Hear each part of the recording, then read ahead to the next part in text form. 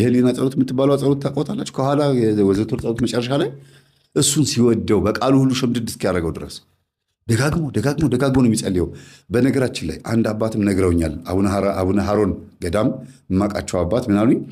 የህሊና ጸሎት የምትባለዋን ጸሎት በየ3 ሰዓቱ 7 ጊዜ የሚጸልይ ሰው ሚስጥር ይገለጥለታል ሲሉ ሰምቻለሁ። እኔም ጸልዬ የተገለጠልኝ ሚስጥር የለም። ግን ሚስጥር መላችሁ ይሄ ሌላ እንደዚህ የተገለጠ ግን የምፈልገው ነገር ተሳክቶልኛል። የሆነ የምፈልገው ነገር በዛው ይሄን ነገር በጸለይኩበት ሳምንት በጣም በቃ ሊሳካ ይችላል የማልጠብቀው ነገር ተሳክቶልኛል። እና ሚስጥር ምናልባት ከሆነ ይሄ ነው ማለት ሚስጥር ይገለጥለታል ይላሉ። ሌላም አንዲት እህት ይሄን ነገር ነግሬያት መምህር እግዚአብሔር ይስጥህ ያለችኝ። አሁን የት መሰላችሁ ያለችው? ውጭ ሀገር ነች። ሀገሩን መናገር የሚያስፈልግም ውጭ ሀገር ናት።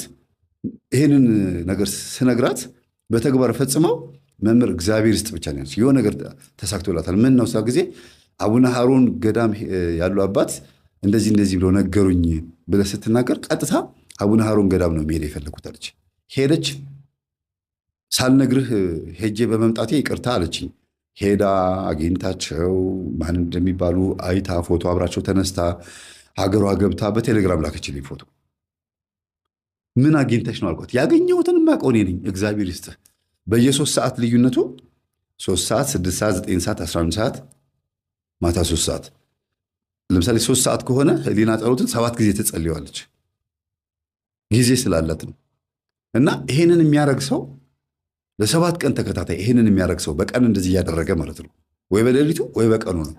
የሌሊቱ ከሆነ የሌሊቱ 3 ሰዓት፣ 6 ሰዓት፣ 9 ሰዓት፣ 11 ሰዓት እና ደግሞ ጠዋት 1 ሰዓት ወይም 2 ሰዓት ማለት ነው። በ3 ሰዓት ይቅርታ። እንዲህ እያደረገ የሚጸልይ ሰው ሚስጥር ይገለጥለታል። ይሄንን በጣም እርግጠኛ ሆኜ ነው የምነግራችሁ።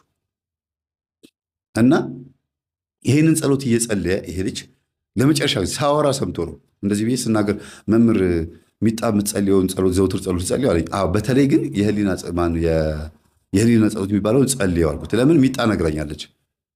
ይህንን ስጸልይለት እኮ ተቆጥቶኛል፣ በጥፊ መቶኛል አለችኝ። በጥፊ መታሽ?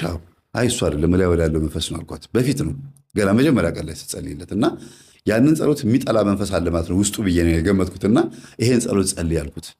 መምህር ለምንድን ነው ይሄን ያዘዝከኝ አለኝ። ይሄን ስትጸልይልህ ሚጣ ምንድን ነው ያደረካት? ጊዜ አይ ለእሷ ነው ጥፊ ሆነው እንጂ ዞር ቢያን ቸርዛ ሂጂ ብዬ ነው እንደዚህ ያደረኳት አለ። ለእሷ ግን ጥፊ ነው። አዎ ጻንች አልኩት። እና በዛ ውስጥ ግን እመቤታችን በጥፊ የመታሃት ስለው ጊዜ ውይ እመቤቴ ይቅር ትበለኝ፣ ይሄንማ እየጸለይኩኝ የምትለኝ ነገር አደርጋለሁ አለ። በቀን 7 ጊዜ እየጸለየ ለ7 ቀን